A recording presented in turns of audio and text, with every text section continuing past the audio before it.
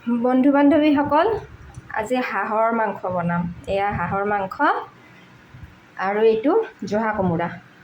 এইটো চাওক, জহা কোমোৰা লগত হাঁহৰ মাংস বনাম। আজি বতৰটো ভাল, বৰষুণ বতৰ, ঠাণ্ডা বতৰ, সেইটো কাৰণে হাজবেণ্ডে জহা কোমোৰাৰ লগত হাঁহৰ মাংস বনাবলৈ দিছে। এইখিনি মোৰ কেৰাহীত তেল গৰম হৈ গ'ল। ইয়াতে পিঁয়াজ, তেজপাত আৰু শুকান জলকীয়া দুটা ভাজি ল'ম। এতিয়া দিম আদা নহৰু। আদা নহৰু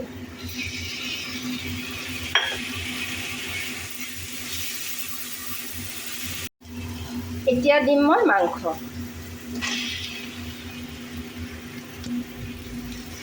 মাংস দি দিলোঁ।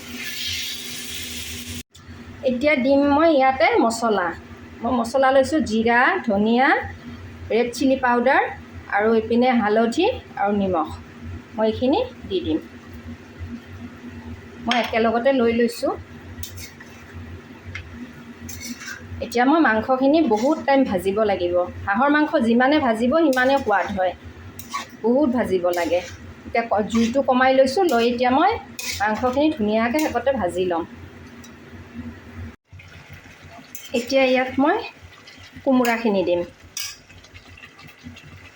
এইখিনি কোমোৰা, জহা কোমোৰা দি দিলোঁ। এতিয়া কোমোৰাৰ লগতো মই এইখিনি ভাজি ল'ম। মাংসত পানী দি দিলোঁ। এতিয়া ৰ'ব, সাঁতুৰি থাকিব দিছোঁ ইহঁতক। কিমান সাঁতোৰে সাঁতোৰকচোন। এয়া পানী দি দিলোঁ। কোমোৰাই আৰু হাঁহে সাঁতুৰি থাকক। গৰম মছলা দি দিলোঁ। হাঁহৰ মাংস হৈ গ'ল।